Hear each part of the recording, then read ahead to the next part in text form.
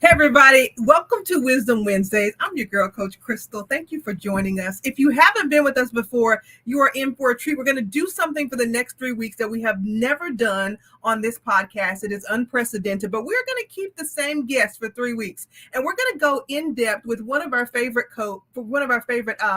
guests here on Wisdom Wednesday, Dr. Jasper. Some of you may know we talked to him early on in the season, last season, about SoulCare. And then he was also a part of the book launch where we told the unprecedented love story. And tonight we're going to start by talking about the stories we tell and don't tell. Now, I just want to make sure that if you're new to Wisdom Wednesday, we welcome you into the Steps and Stages community the way we start each and every one of our sessions. And that's just with our mantra that says, a lot of things happen before this, and I guarantee a lot of things are going to happen after this, but I promise to be here with you now. Please be here with me now. And if there is just a chance that you're just joining us and you didn't know that the Steps and Stories devotional is still available, you can jump over to any major platform, Amazon, Barnes & Noble, crystalbrown.com, lifestepsandstages.com, and grab your copy of Steps and Stories, 30 Days of Growth with Grace, so that you are able to start telling and retelling the stories that make you who you are. Tonight, the topic is the stories we tell and don't tell. At any moment, please feel free in our conversation to drop your comments or questions. But we're guiding this conversation tonight with the idea that stories are who we are being and who we are becoming. And the more stories we tell ourselves and the more stories we keep hidden inside, the more we find ourselves maybe in conflict or collaboration with our highest good. So without further ado, can I please introduce you all to Dr. Curtis Jasper. Welcome, Dr. Kurt. What's going on, Coach Christal? Thanks for having me.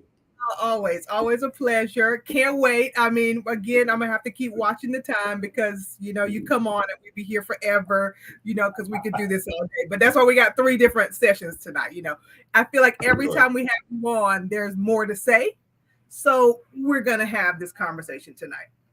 Cool. For the people who are just meeting you, Dr. Kurt, introduce them to who you are and what you do. I'm the youngest of 3, born and raised in Chicago, residing in Atlanta. I love life professionally. I show up as a psychologist, a consultant, and a public speaker. I'm a 7-time author, and life is good. Grandfather, father of 4, grandfather of 1. And so, life's pretty good. All right. So we know that a lot of our stories, right, are tied to the titles and the things we answer to, right? So brother, right, father, grandfather, doctor, consultant. Let's just start with some story time. What you got? What's one of the stories that you feel like is most relevant to who you are right now? So that's a great question, Coach. I'm at a point in my life, both my parents are deceased. You and I have talked about it. So I'm at a point in my life where I'm sort of regurgitating stories from my mom. It's just part of my Mm-hmm. healing and my grief. Yeah. So I spent a considerable amount of time sharing the space of those stories from her specifically, whether they were about me, other family members, or even herself. So that's my way of sort of managing my grief. So I use story time in that fashion. When you're retelling, do you find yourself um, in the story? Right. Either because I think, I we do. share, I do. right, we share this commonality that sometimes when you're retelling the story that you heard, you either are kind of adjacent or you're like right in the middle or you become the new narrator. Where do you find yourself? Right. I'm in the middle. Good question. I'm in the middle of it. I find myself in the middle. It's a combination of nostalgia and sadness. But I get to sort of be present with it. At least when it comes to my mother. Now, of course, professionally, I listen to stories all day long. But personally, that's my story time. Kurt, when I find it interesting because, when you're an orphan, right, a late stage orphan, and you are remembering, you also are remembering now in context of another adult, right?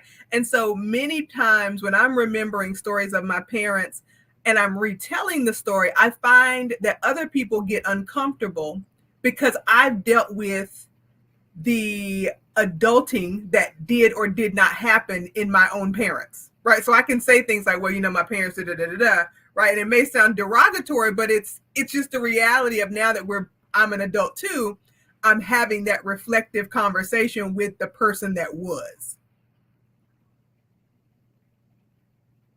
Yep, yep, yep, yep. I know exactly what you mean, which is refreshing, right? Because I find myself doing the same thing. I reparent through my story in record time as an adult, a father, and I did it, right? I've forgiven them, I've let them off, I've released them, I've loved upon them, I've accepted them.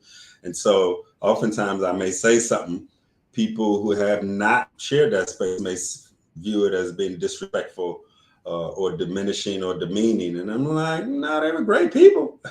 They were human. So I use this analogy like this was my mother, right? But this was motherhood. Different, right? And so I knew more about her being a mother than I did as a person. And so Right. now I'm having to go back and sort of relive some of these old memories to put her in a proper context that she was a full-fledged woman when I showed up. Yeah. Right. And the life Yeah. and the story that she had already without you. Yeah. Yeah. Uh-huh. Um, so as a father though, how do you imagine the stories are told? Like even about you now, right? Like I imagine, how Gabe, my son, will tell stories about me, right? How the way that I parent or the ways that I've changed even in his life up until now have given him a new perspective of who I am as a person. Yeah, that's a good question. I like to think that all of my children have unique stories about me for a number of reasons. The years apart, Mhm. their respective moms, and my level of consciousness went right. And so there's a combination, and also the filters that they've used, that they naturally use just through their own lived experiences. Um, Growing up in the same house with we viewed our parents differently, right? My sister's 5 years old. She had a whole different experience with my dad because she had him from the garden. Mhm. By the time I came along, he wasn't around, so I don't have him in my mind the same as his man. Different story. Yeah. Yeah. Yeah. Yeah. Yeah. So we're going to get into this, right? But I think the stories that we tell, the stories that we remember, the ones that are kind of branded onto our consciousness by other people's retelling so often, right? Off just kind of become the psychology or the psychosis of the family. I have been literally in the last couple months or so really detangling the part of me that is my father, right? And so the thing with this scenario is that the stories are gone. I can't find anyone who knew my father well before he lost his legs in Vietnam.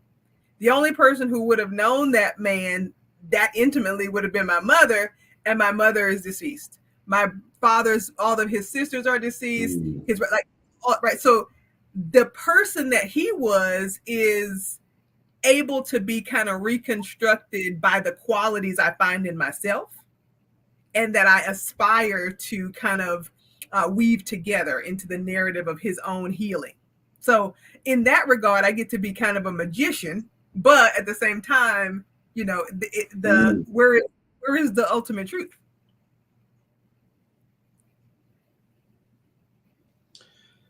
Wow, that was good. That was good. That was good. One of the things that I spend a lot of time working with individuals on storytelling is the distinction between the facts and the truth. and they're not the same, right? There's the facts of the matter. It's provable. We lived it. We were there, right? It may even be documented. But the truth is perceptive, and we get to shape it if we choose to in present time where it actually serves us, right? And so, I was working with a brother today, and I acknowledged his tough past, all wrapped into a beautiful narrative, and he gets to choose the truth and extract the facts that he wants to line up with his present truth. I'm not asking him to disregard the things that happened to him. I'm asking him to tell a good story for himself that invigorates him in real time. Right. Because that's the difference in even being free.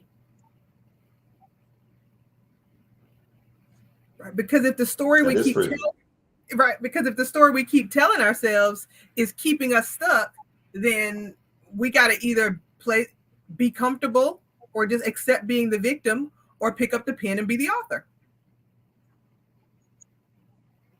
Yeah. Either way, you're gonna live out that story you have. Right. Especially if you tell it well, right? So the stories are so vivid, so realistic. We embody that. That's the epitome of embodiment, and we find that takes us down that path, good, bad, or indifferent. Yeah. I think, I just wonder, Kurt, when we think about this, well, actually, I wonder how many people think about it, right? Because I have, we all have different people around us, different people in our families, and the psychosis of the narrative that gets passed down over and over, right? Without any question, without any examination, just that kind of open acceptance of, if this person said it, it must be true, right? Like that feels like it's really synonymous with our other kind of like guiding principle of this season, which is the family is the cradle of misinformation.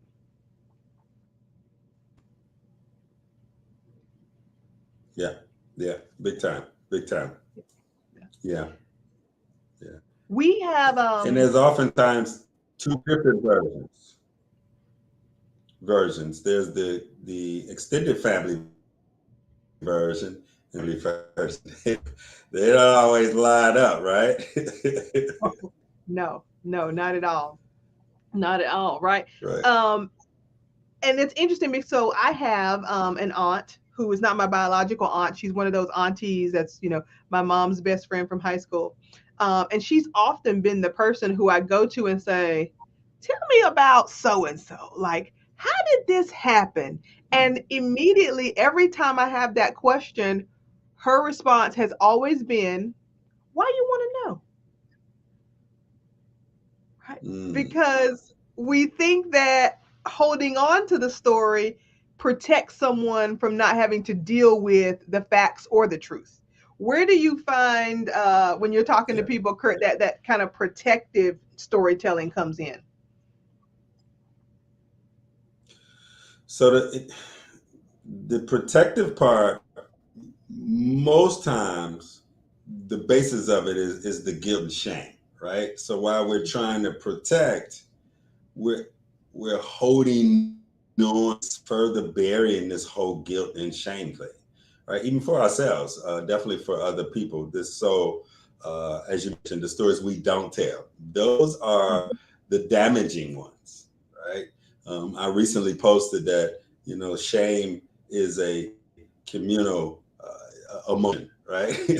Right. We try to deal with. We cannot deal with shame individually, right? It has to be healed in connection. But shame is predicated on the stories we don't tell. Mm-hmm. The stories Mm-hmm. that don't tell. We have been, most of the people that I work with, Black people in particular, we've been mostly raised without the distinction on what's private versus what's secrets. We get that distinction, right? Yeah, no, that's that. Wait a minute. Well, just say it again because that's the whole premise of what happened in the house. Stay in the house. So just say that again, Kurt. Correct, correct. We missed this whole notion of the difference between what privacy and secrecy, Hmm. Hmm. right?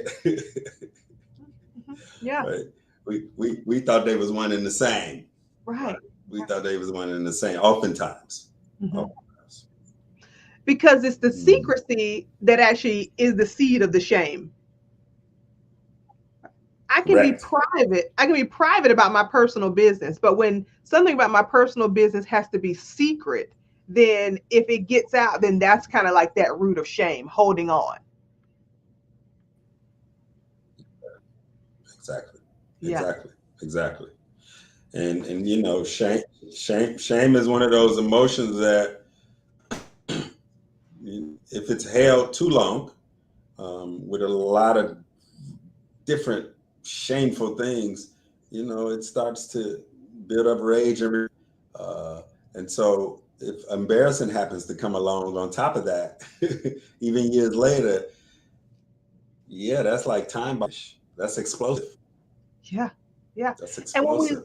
when we look Yeah, at, people like Louise Hay, who write books like, You Can Heal Your Life, she's actually anatomically saying that shame and resentment are the roots of dementia and Alzheimer's.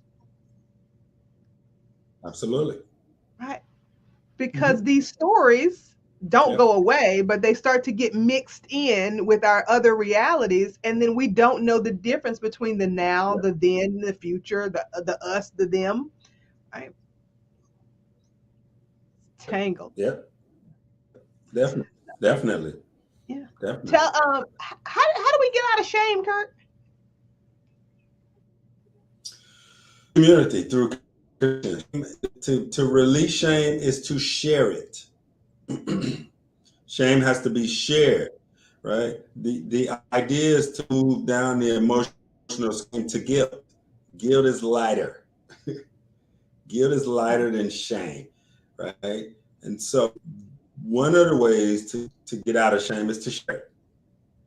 Obviously, somebody's safe at a safe space in a safe time, but to actually share it, there's freedom in obviously sharing it.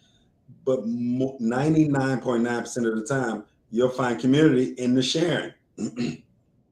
Somebody has been through it very close. Somebody understands that directly, indirectly. There's empathy, right? There's sympathy, but it has to be released. It has to Mhm. be. The basis of shame is blame, right? That's the basis of shame. It's blame.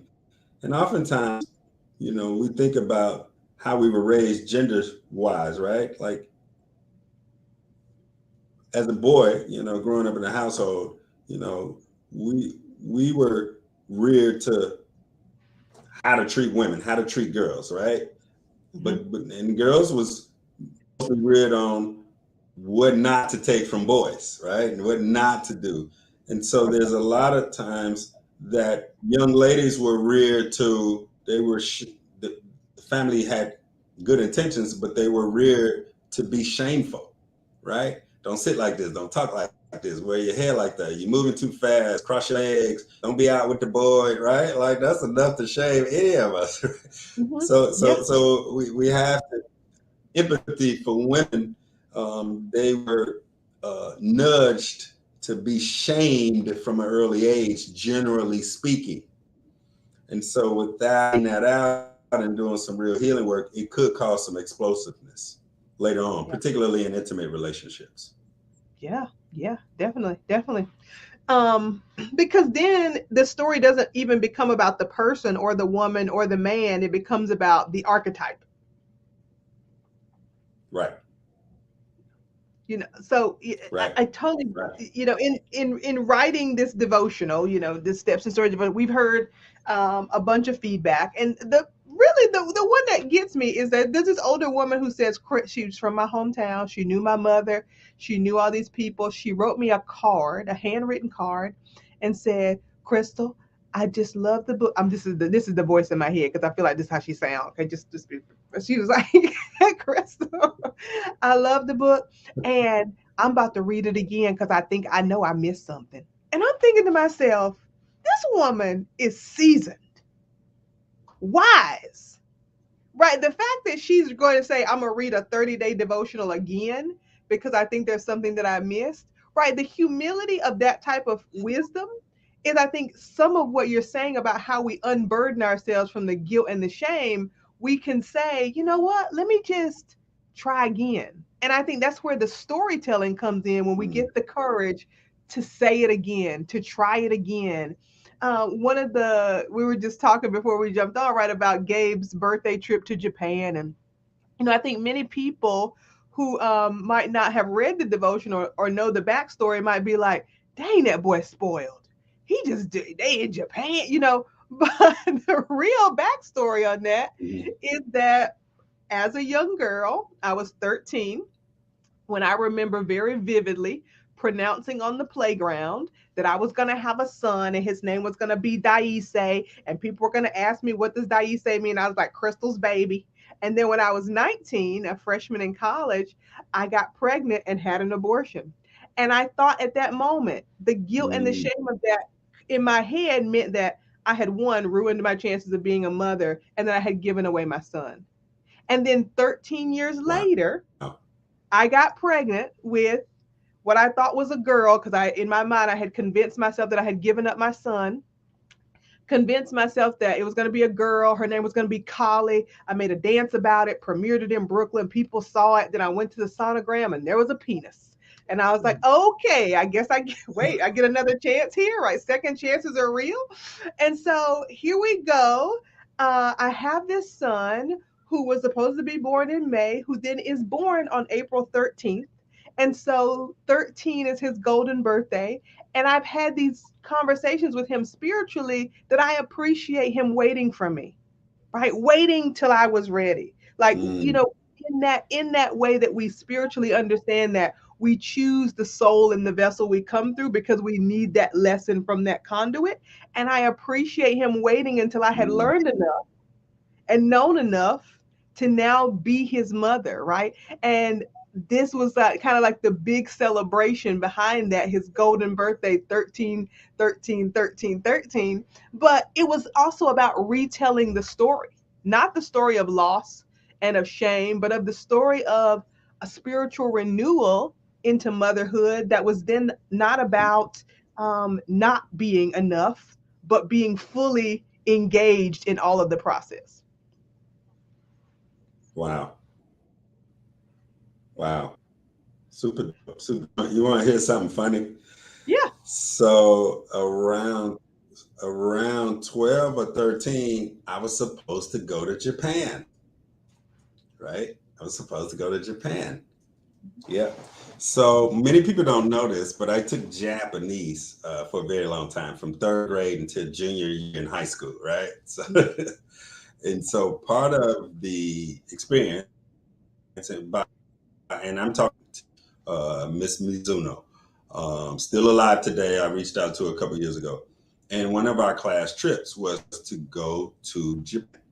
And at the my folks could not afford it, Oh. right? And so I didn't make the trip. Mhm. And I was devastated at the time, but I felt the void of missing something that I had submerged myself in 9 years.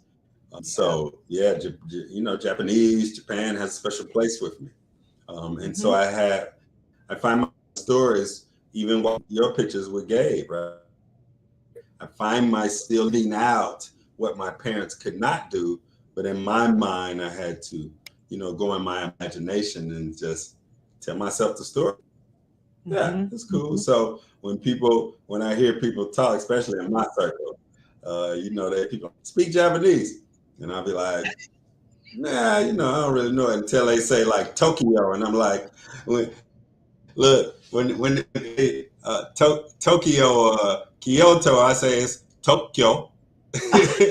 Ain't no Kyoto. Kyo, it's Tokyo. Right, right, right, right, right. Right. Right. It's Kyoto. Right. They be like, I said, I'm really about this Japanese life. It's Tokyo. It ain't Tokyo. Right, right. But but people would never know. We're such a tapestry of our stories that until someone pulls that thread, Mhm. they would never know, right? Yeah, yeah. Yeah, yeah. I For think real. For the real. story, the stories are so embedded. Oh, I think the other part that really, I think is interesting here, Kurt, about these stories that we tell and don't tell are the ones that we forget, right? Like, what is in your Yes. opinion, right? Like with clients and professionally, what is the process of forgetting, and like, how does the mind selectively forget? So the mind selectively forget for one reason, for survival modes, right? Body keeps it, as you know, right? And so because it's stored in the body and processed in the mind, the first part to react is the body. Most people think it's the react. The triggers are in the mind. No, they're in the body and they are carried out through the mind. And so we all experience those stories we claim to have forgotten by way of our current experiences, right? Mhm. We could tell we feel when man talk about his struggles with his son, that taps into a story. It's my struggle with my son is in there. Yeah. When I hear about a brother who's going through a tough time, a divorce or some financial challenges, my story is in there. So Mhm. I've learned to give myself permission to allow when people tap into my stories to as a gift to let it out. Like, oh yeah, I forgot about it. Bruh. Thank you for that. I find thank you to brothers, and they're like, "What you thanking me for?" And I was like, "Never mind, I'll tell you later." Because of that reason. Yeah. Yeah. Yeah, Yeah. because of that reason. Yeah. And I remember you saying that when we were doing the book launch. You were like, "Hold on, wait. Some of these stories are resonating with me." Like, what about and I think I really wanted to check in with you about that, because we often think that the people who have the same story as us have to be like us. And it's not, that is all Mm-hmm. often such a barrier to us even connecting, right? So what part of the Mm-hmm. untold love story of the book launch was really resonating with you? So I had a few untold love stories, right? A few like things would be different. I may not even be here on this camera right now. How things would be different, but we all had that. But here's why it resonates to me because I know I've been on both sides. Ah. I know I've been on both sides. And as a man, I know I've done that. I've done that a few times, probably more than I care or would be even transparent enough to admit, going through my own struggles, right? So yeah, exactly. So that was the identification part, more so being that person, Yep. and also being on the receiver. Now, it don't feel good. Doesn't feel good. So I'm grateful enough to have been on the both sides, but I've been more times than I probably should have. Yeah. Yeah.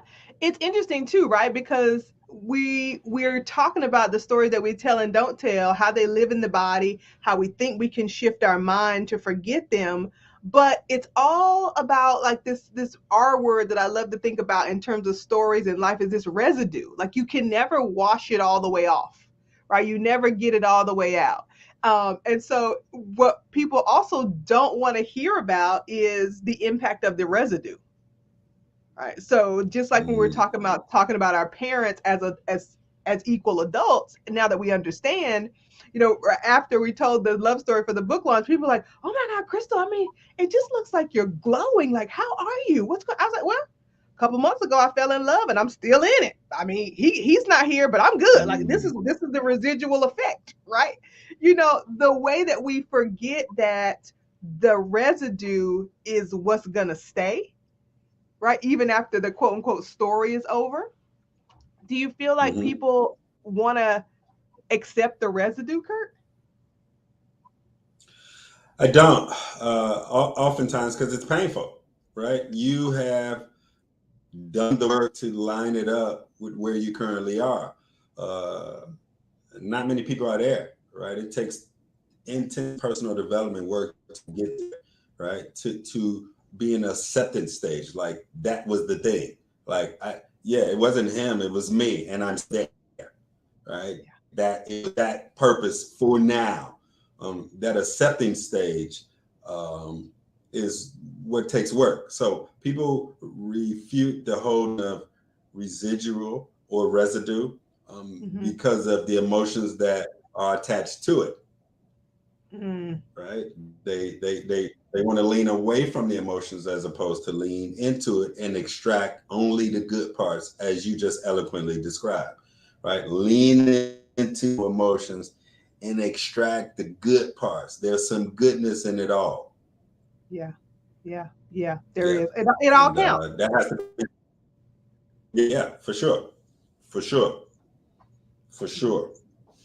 Mm-hmm. I mean, I think some people think, and again, if we're wrong, we're wrong. It's just, we're just having a conversation. I think some people think about the story as the score, right? Of if you're winning or losing. How many of the good stories do you have, the bad stories that you have? We know that people are more often triggered to tell the bad stories. And we learned that from way back playing the dozens on the playground. Like, you think your mama poor? No, my mama real poor. We love to kind of one up our tragedy with each other, right? But Right. how often do we one up our courage, our victory, our celebration? So the way that we're even taught to when stories have an opening to be told is usually about the devastation or the tragedy, right? Like I used to call it the publicity of pain. Mm-hmm. People love to hear the story about Mm-hmm. Crystal calling off the wedding. People love to hear the welfare mother story. And yes, those are all a part of my life, but those don't Mm-hmm. engineer the type of joy of the story I'm writing. Correct. Good. Good. Yeah, that's something that stood out for me, Coach.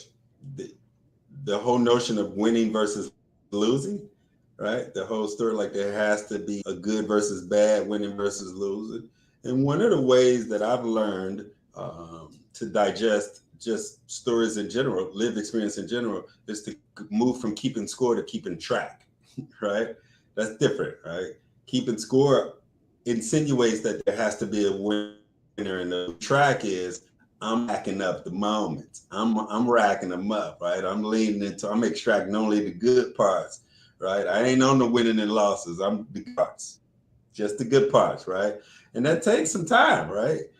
So moving from keeping score to keeping track helps with stories that serve you in present.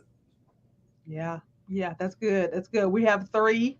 core principles at Steps and Stages, right? When we log into any session, you got to tune in, you got to track your takeaways and position yourself for transformation. So tracking takeaways is huge because oftentimes we're Yeah, so ingrained or so kind of colonized to think about our failure momentum that we forget to track the success momentum. for sure. Yeah, For yeah, sure. yeah, For sure. yeah. Tracking is everything. Tracking Tracking is is everything. everything. Everything. Okay, Kurt, before we try to dial in this first episode here, I said it before, our guiding quote this season is about the family being the cradle of misinformation, where we hear the stories, where our buttons are created, where they're pushed, where, we start to even dictate a narrative about ourselves. Tell us a story about how the family you grew up in or the one you created could have given you some misinformation. So it's plenty of them. The one that stands out, usually the truth of the misinformation comes out as a result of somebody passing on, right? The truth come out when somebody's dead. Then right after the repast, here come the real truth. And so one of the right, what that's about, but that right right when they pass the potato salad and the chicken, here come the truth about some misinformation the entire generation around both. Mm-hmm. And one of the things that stood out is when I remember right after my grandfather, my maternal had passed, and my grandmother, I can't remember how long ago it was after my grandfather, but it seemed pretty quick at the time. I was 14, maybe 14 and 15. And it came out that my youngest uncle wasn't my grandfather's child, right? And we like, wait, what? Right, like that changes things because now Uncle Mike, right? Uncle Mike looks like my grandmother. My grandmother was light eyes, little bitty thing. My grandfather, big, 6'3", dark, gabbardous teeth from Mississippi.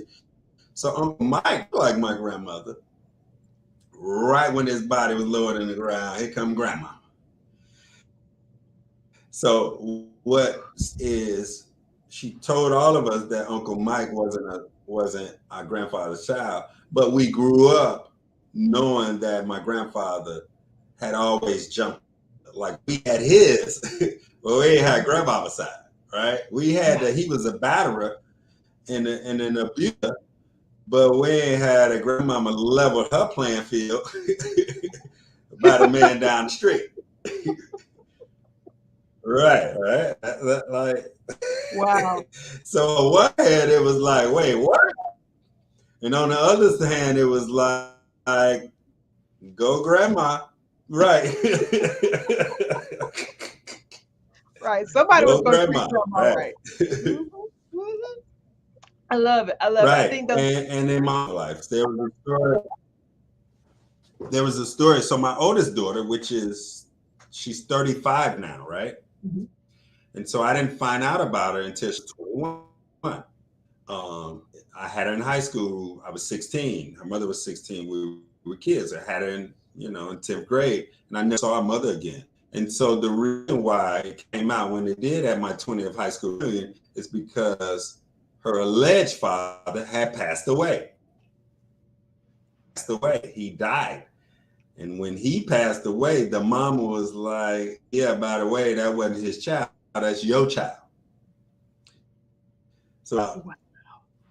the stories, the secrets that we hold. So, which is why I'm 52 with a 35-year-old daughter.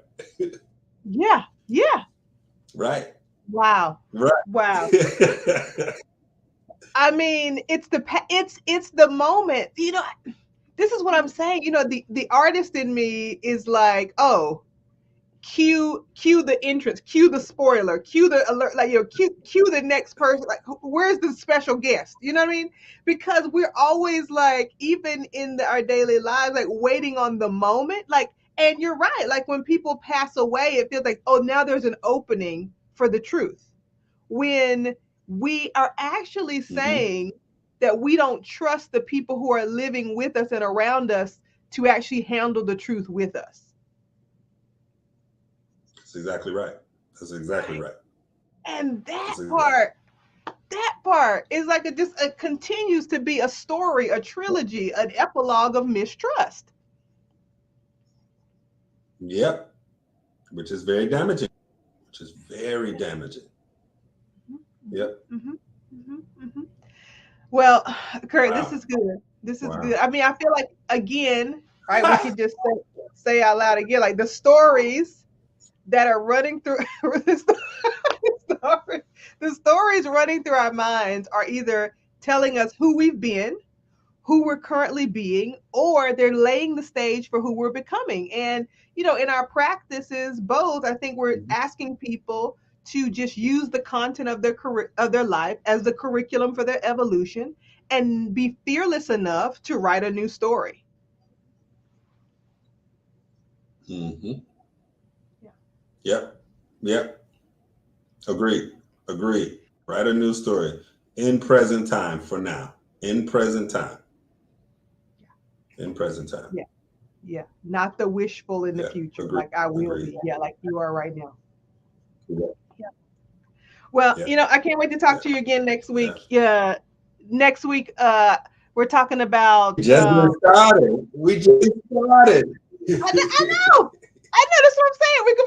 It's been 45 minutes. I just try to keep it to 9 o'clock because people might want to go to sleep. But you know what I mean? We could be here all night because the Right. stories are vast. And like, I think we're just peeling away here. And I hope that people are hearing it that the stories are really a part of the catalyst for growth and healing, right? It's got to get That's out. exactly right. It has to be told. It has to be heard and witnessed by someone or some other group of people so that you get a 360-degree perspective on who you are and that the milestones of those takeaways can actually come together to build something more significant, more foundational to who you are rather than being these little fragments. Yeah. Yeah. You have the last Agreed. word, Kurt. Yeah. Well, I want to pause because I know we got two more sections. With remind myself, you, and include that the withholding of the stories that we don't tell, is shame, and shame is a social communal emotion. It cannot be healed in isolation. It cannot. And so the stories we don't tell with the basis of shame, it has to be shared. I'm fortunate enough to experience people sharing their stories that has a large component of shame. And it is in the sharing that sets them free. It is in the sharing starts them, that frees up their money blockage obstacles, that jumpstarts their healing physical ailments, gets them on eating right and working out. It is the telling of the story, particularly around shame. And so I'm continuously pushing myself, as you mentioned, Coach, to those stories that I know buried in there.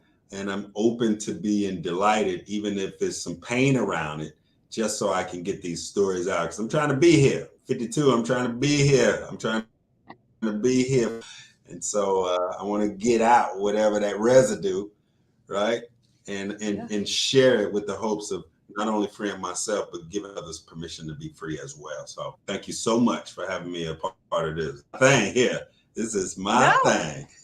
I love it. I'm so glad you accepted that invitation. And the story of Grandpa Kurt is still to be written. So yeah, you got to get it out. For sure. Yeah. For we don't sure. want we Yeah. don't want nobody going in the ground and trying to tell stories about Grandpa Kurt. You like, I didn't author that. That ain't who I was. Right. For sure. For sure, for sure. Yeah, You said yeah, it. You said it. You yeah. said it. Love it. I love it. So we'll be back here next week, y'all. If you have questions, if you're catching this on the replay on YouTube, Facebook, LinkedIn, drop your questions. We'll address them next week. We got 2 more sessions with my dear friend, Dr. Curtis Jasper, and we're going to get into not only just the stories we tell and don't tell, we're going to talk about some rock bottoms, we're going to talk about some rebuilding, and then we're going to talk about how we bring it back to the thing that we most have in common, which is soul care. Okay. So make sure you don't miss this trilogy. We'll talk to you next week. Have an amazing evening. We'll see you soon.